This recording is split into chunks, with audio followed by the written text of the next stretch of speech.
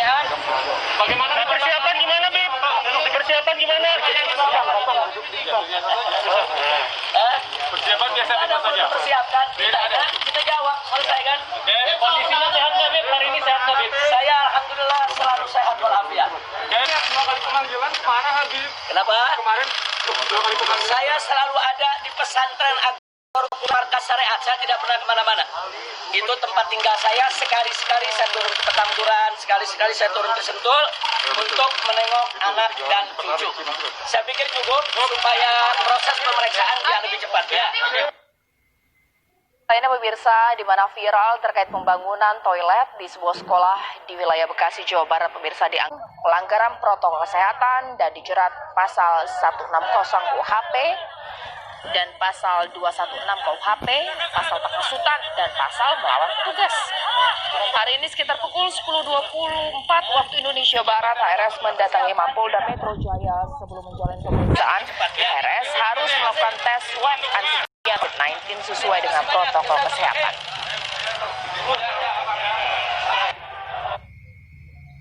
Tersangka lainnya ya sama dengan kalau misalnya datang hari ini kita periksa hari ini. Kalau misalnya datang hari ini kita periksa hari ini, kalau tidak datang hari ini ya ada upaya ya.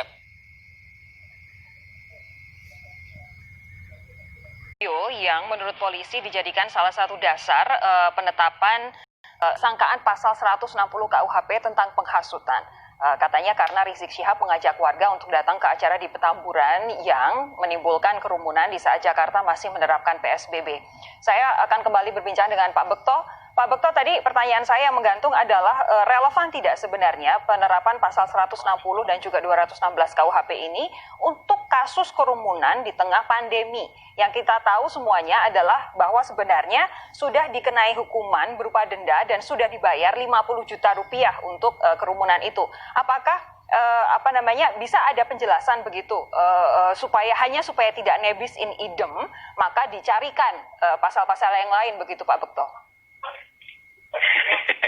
Masalah relevan atau tidak itu yang menentukan adalah pengadilan, bukan dalam pembicaraan kita di sini. Ya, yang menentukan nanti ini tindakan penyidik benar atau tidak, penetapan tersangka itu benar atau tidak, itu pengadilan. Saya ingin menyampaikan ya bahwa 160 itu kaitannya dengan penghasutan. Ya. Kalau dari sisi KUHP kita lihat apa unsur dari penghasutan itu. Ada perbuatan hasut. Ya, halo. Ya. Halo. Silakan Pak Bekto. Layarnya kok hilang. Ada perbuatan lisan atau tulisan. Betul. Ya, dilakukan dengan sengaja. Undangan seperti tadi itu sengaja atau tidak, itu nanti pengadilan. Kemudian dilakukan di depan umum. Ini Rizik Syihab ini melakukannya di depan umum atau tidak, itu juga nanti bisa diperdebatkan di pengadilan. Kemudian orang yang dihasut itu melakukan perbuatan melawan hukum. Oke. Jadi polisi harus bisa membuktikan bahwa orang-orang yang diundang tadi, para habaib, orang-orang, ayo datang ke sini. Padahal, ya nanti dibuktikan. Atau mungkin sudah terlalu lama di Arab Saudi itu 3 tahun sudah lupa aturan bahwa sekarang sedang diberlakukan PSBB. PSBB dan KUHP adalah undang-undang yang berbeda. Boleh bisa memakai dijungtokan dan sebagainya atau sebagai pasal alternatif boleh saja. Tetapi untuk menentukan bahwa polisi profesional atau tidak menentukan pasal ini itu adalah ranah pengadilan. Ini Mas Asis senang sekali kalau ada kekurangan-kekurangan itu dicatat semua nanti dipakai di pengadilan. Justru itu, sebenarnya kan yang jadi permasalahan adalah ketika kepolisian sebagai lembaga yang mewakili negara menetapkan seseorang sebagai tersangka, kan kita masyarakat berharapnya pasti sudah airtight begitu kan, tidak kemudian ada celahnya, tidak kemudian diajukan pra-peradilan misalkan. Menurut Pak Bekto, langkah-langkah ini apakah sudah tepat? Karena kalau dilihat dari tersangka-tersangka lain 5 orang, penerapan pasalnya berbeda. Mereka semua dikenakan pasal dengan undang-undang kekarantinaan. Begini, penyidik sebelum menentukan tersangka itu mengumpulkan bukti-bukti melalui penyelidikan. Kenapa pasalnya bisa berbeda-beda? Itu sangat bergantung dari hasil penyelidikan penyidik polisi. Kalau hasilnya begini, maka pasalnya begini. Jadi tidak bisa sama rata, sama rasa, harus sama dan sebagainya. Tidak. Jadi bisa berbeda-beda kaitannya dengan itu. Walaupun mungkin secara garis besar kasusnya sama begitu.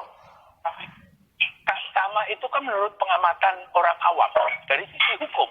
Kan tidak semua orang mengundang seperti Rizik Syihab mengundang secara terbuka di depan umum. Ya, apakah yang lain juga ikut undang? Kalau undang, ya nanti jadi tersangka juga, pasalnya sama juga.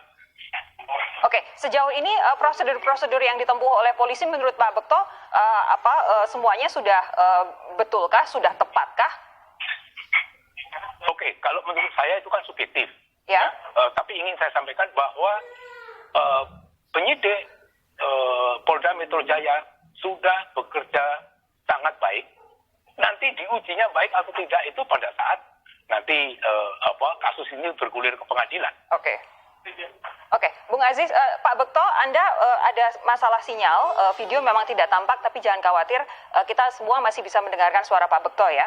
Bung Aziz, saya ingin beralih ke soal yang 5 tersangka lainnya. Pandangan dari tim kuasa hukum tentang perbedaan penerapan pasal seperti apa?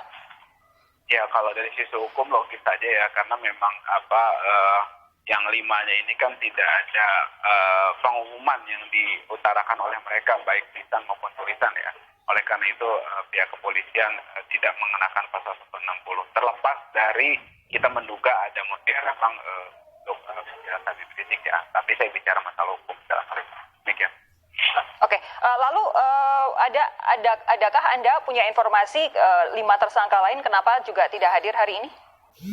Saya belum ada informasi karena saya masih menanggapi soal pemeriksaan terhadap Habib Rizik hari ini. Oke, jadi memang kuasa hukumnya akan berbeda semua ya? Satu tim tetap, akan tetapi nanti ada perbedaan yang bertanggung jawab. Tadi polisi baru menyerahkan surat penangkapan saat tersangka Rizik Syihab sudah datang ke Polda Metro Jaya. Menurut Bung Aziz, nanti saya juga akan tanyakan ke Pak Bekto, apakah hal ini wajar?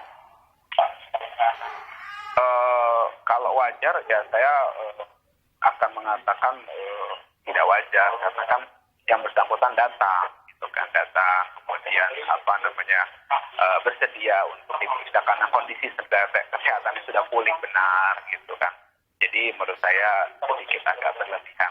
Tapi kita tetap menghormati langkah-langkah dari pihak kepolisian dan penegakan. Pak Bekto, pertanyaan yang sama, kalau kemudian surat penangkapannya baru hari ini ketika Rizik Syihab sudah ada di Polda Metro Jaya, apakah itu memang sesuai prosedur, Pak? Sebagai mantan penyidik, saya 35 tahun jadi penyidik, itu wajar saja, tidak ada masalah. Yang penting adalah menentukan seseorang tersangka yang dianggap melakukan tindak pidana, itu polisi sudah memiliki bukti yang cukup. Itu intinya. Jadi mau ditangkap, mau langsung ditahan juga boleh.